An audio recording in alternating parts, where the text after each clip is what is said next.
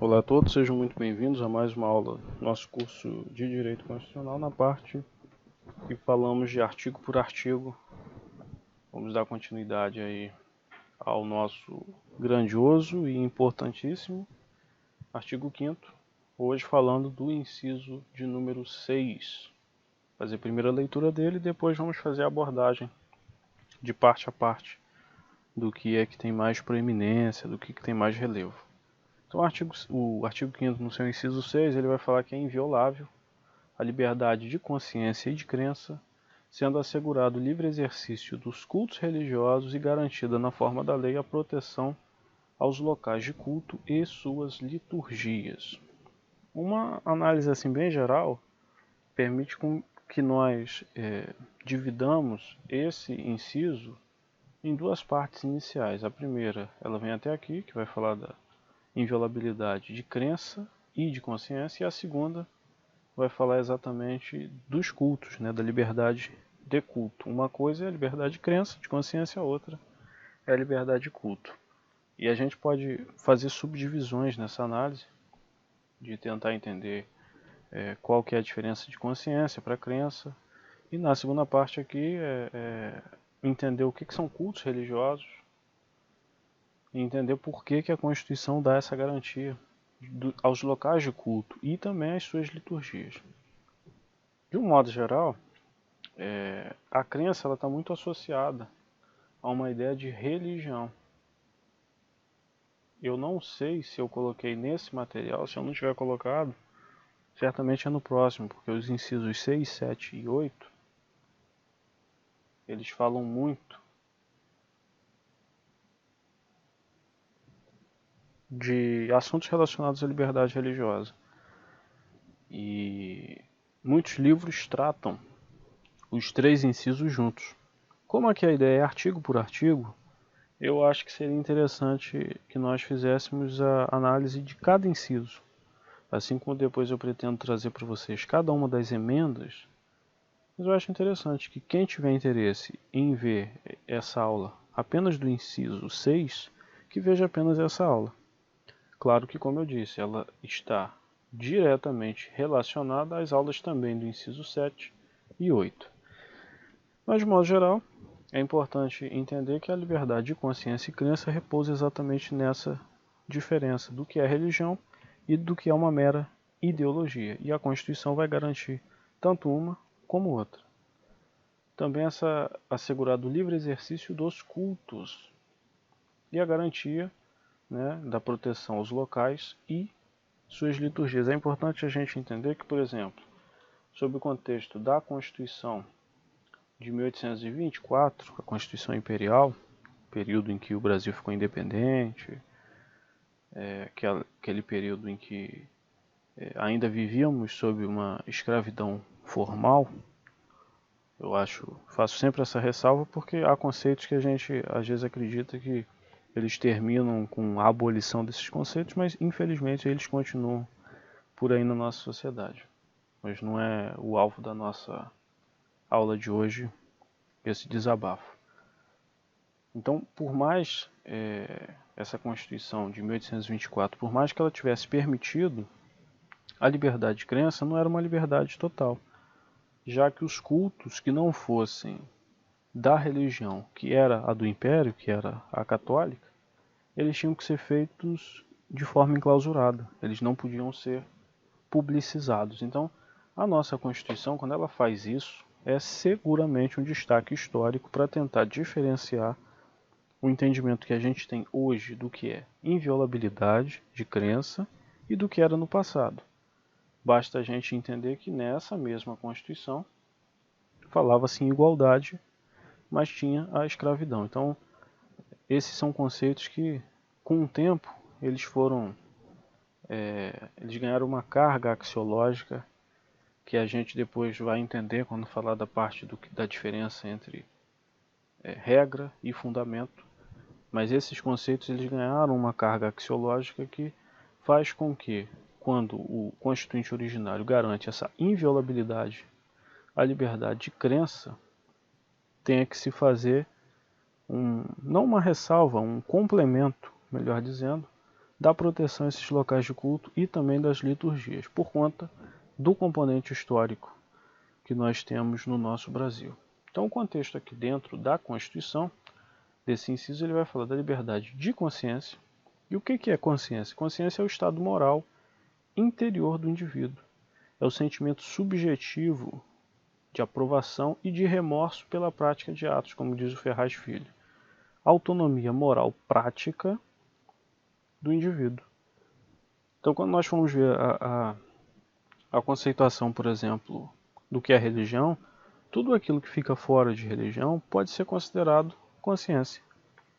Essa ideia, sem querer cair numa retórica de repetição de termos, mas uma ideologia que não se enquadra num conceito religioso. Tem a liberdade de crença, que é o direito de aderir a qualquer ordem religiosa.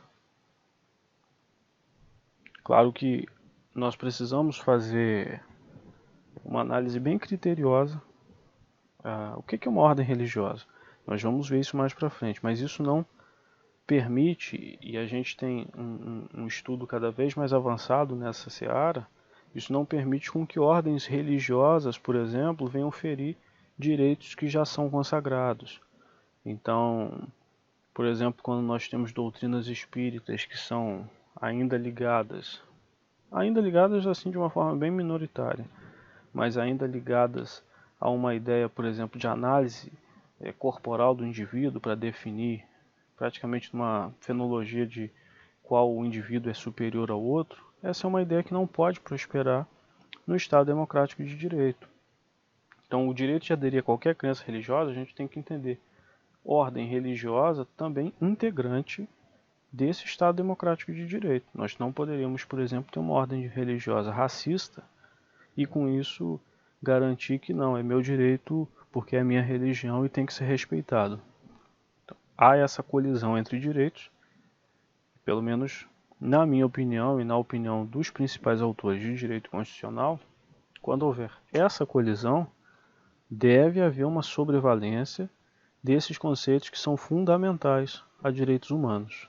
Então a gente deve ponderar a ordem religiosa, no caso concreto, claro. A compatibilidade com a mais ampla e livre convivência religiosa, a garantia do indivíduo também não ser obrigado a abdicar da crença, que é essa ideia da inviolabilidade propriamente dita. Aí a gente vai ter também o livre exercício de cultos, né, como eu falei anteriormente, que esse livre exercício é face à repressão que já ocorreu no passado, e valores constitucionais basilares, dignidade, liberdade, pluralismo intercultural, justiça social. Então, a garantia que é trazida na parte final do inciso 6 vai falar da garantia de preservação dos espaços físicos destinados ao desenvolvimento dos cultos. É fundamental que haja isso, para que a gente tenha uma verdadeira inviolabilidade de crença. Aí eu trouxe aqui o desembargador do TJ do Rio Grande do Sul, Jaime Weingartner, um constitucionalista de primeira linha. Ele divide um âmbito normativo da liberdade religiosa em duas grandes dimensões, que ele vai dizer uma dimensão de direito subjetivo e outra de vetor objetivo. Começando por vetor objetivo, é a parte principiológica, os deveres de proteção e as garantias institucionais, a relação Estado-indivíduo. Já na parte de direito subjetivo, ele divide em... Deixa eu puxar aqui. Ele vai dividir em direito subjetivo individual e direito subjetivo... É que não foi... Tá indo. Das pessoas jurídicas. Em direito subjetivo individual, ele destaca vários parâmetros para que a gente possa analisar essa inviolabilidade. Então, a liberdade de ter, não ter ou deixar de ter religião. A liberdade de escolher a própria crença, mudar ou abandonar a própria crença. A liberdade de atuação segundo a própria crença, a liberdade de professar a própria crença. Aqui uma ideia de proselitismo. Aliás, eu ia escrever aqui, mas eu coloquei até no material aqui embaixo. A liberdade de professar a própria crença, ele divide em liberdade de procurar novos crentes daquela crença, que é o proselitismo, a liberdade de exprimir por palavra ou imagem o seu pensamento, e a liberdade de produzir obras científicas, obras literárias, obras artísticas em geral. A liberdade também de informar e de se informar. São duas coisas diferentes, que estão diretamente ligadas com a liberdade de aprender e de ensinar a religião. Então, a liberdade de praticar o culto. E a ideia dessa liberdade ela está diretamente ligada à inviolabilidade dos templos. Direito de participação religiosa. O direito de participação dos ritos, de celebração de casamentos, de comemorar festividades também. A liberdade de reunião, de manifestação, de associação. O direito à privacidade religiosa também, que vai dividir em não obrigação à resposta sobre a sua própria convicção. É algo íntimo, é algo de caráter íntimo. Você não é obrigado a exprimir qual que é a sua religião. Também você tem o direito para nome dos filhos, na onomástica própria da religião.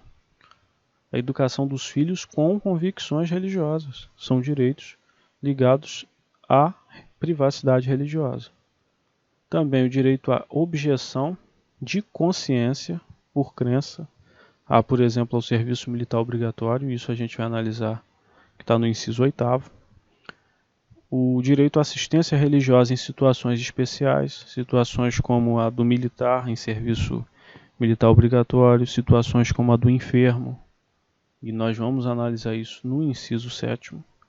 O direito à dispensa de trabalho ou aulas e provas, é claro que isso é caso a caso que se analisa, mas muitas vezes é invocado esse direito. E também um conteúdo negativo da liberdade, que é o direito de não ser obrigado a professar uma crença. O direito a não ser coagido a continuar fazendo parte de uma determinada instituição religiosa.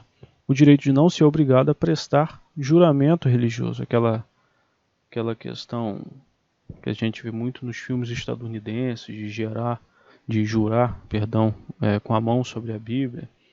Então, esses são direitos ligados a esse conteúdo negativo da liberdade. Ele vai falar também do direito das pessoas jurídicas, um direito de autodeterminação, autocompreensão, autodefinição, auto-organização, auto-administração, auto-jurisdição e autodissolução.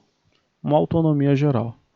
Liberdade de exercício das funções religiosas. Então, os templos, as igrejas, ou o que quer que se denomine essa reunião de pessoas, têm direito de exercer atos e cultos, conforme exigências, claro, da polícia, exigências de trânsito.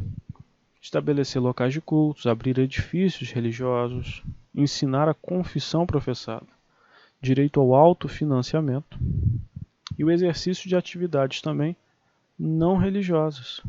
A gente percebe muito isso no nosso Brasil. As religiões, por exemplo, criando escolas, associações, fundações, praticando beneficência, promovendo a expressão cultural, a educação e utilizando meios de comunicação próprios. Rádio, TV, jornal.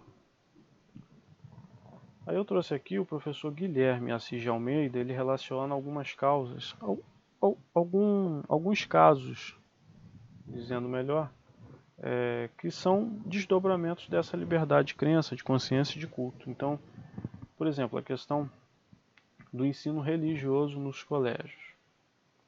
Isso foi, inclusive, objeto dessa ADIM 4439. E restou, se alguém quiser dar o print, até pesquisar a ADIM, restou esclarecido que, vou até ler aqui a parte final, de que há constitucionalidade do ensino religioso como disciplina facultativa. Então, é permitido que haja um ensino religioso nos colégios, desde que seja uma disciplina facultativa, é claro. nesse voto, se não me engano é voto da ministra Carmen Lúcia, eu acabei não trazendo aqui, mas se não me engano é o dela. Ela fala desse binômio, laicidade e consagração da liberdade. Então é a garantia, por exemplo, do Estado de absoluto respeito aos agnósticos e aos ateus também, de modo a não impor um ensino religioso, mas de permitir que ele continue como uma disciplina facultativa.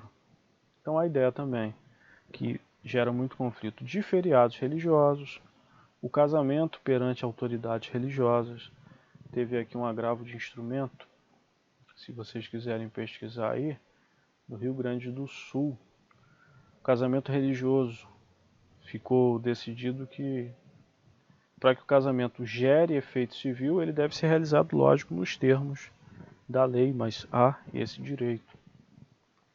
Uma outra questão também que sempre gera bastante celeuma é a transfusão de sangue. A transfusão de sangue de um lado, que seria o direito à vida, e do outro lado a crença de doutrinas como, por exemplo, a dos Testemunhos de Jeová. Eu não vou trazer aqui a crença deles, mas a crença, basicamente, ela se baseia em partes da Bíblia que fala da não ingestão de sangue. Então, dentro da teologia há a divisão de doutrinadores, teólogos que vão acreditar que o sangue ali era o sangue apenas animal, e outros que vão acreditar que o sangue ali era em contexto geral. Mas enfim, a aula aqui é de direito constitucional, não vou entrar muito nessa seara, mas é apenas interessante para que a gente entenda os dois lados, né? Então, se você tiver interesse em saber sobre isso, pesquise aí, principalmente no site Sentinela, que é o das Testemunhas de Jeová. Eles têm matérias muito elucidativas sobre isso, inclusive sobre métodos cirúrgicos que não utilizam sangue. Eu acho interessante que a gente faça sempre uma análise dos dois lados, e principalmente eu que sou muito interessado no estudo das religiões, para mim é um prato feito. Qualquer celeuma que envolva uma doutrina mais em específico e uma evolução normativa como a da liberdade religiosa e também a do direito à vida, né? O que temos hoje de um consenso médio, eu acabei esquecendo de trazer aqui a jurisprudência, qual que é a numeração dela. Mas o que temos hoje é a ideia de que quando há morte iminente, o juiz autoriza a realização da transfusão. Quando há apenas o risco de morte, deve haver o respeito à discordância do paciente. É claro que, assim, o respeito à discordância, a gente vai avaliar caso a caso.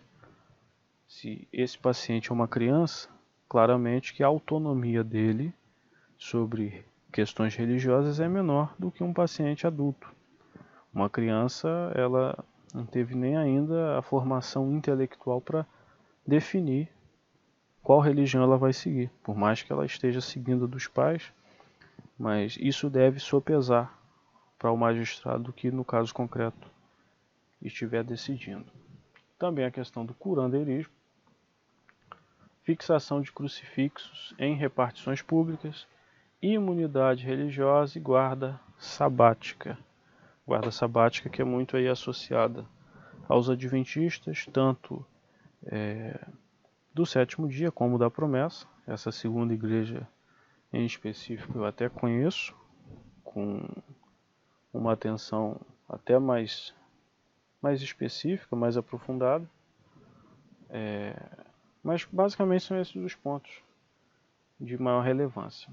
Eu acabei não trazendo aqui, salvo engano eu coloquei na próxima aula do inciso 7, falando sobre o que é religião, um conceito jurídico de religião. Para não ficar uma aula tão extensa, porque a aula do inciso 7 ela é mais curtinha, então eu decidi dividir esse conteúdo de religião nesses 3 incisos, nessas 3 aulas, e abordando um pouquinho em cada uma delas. Então eu espero que vocês tenham gostado. A gente se vê numa próxima aí, continuando o estudo do nosso grandioso e importantíssimo inciso não, artigo 5º da nossa Constituição.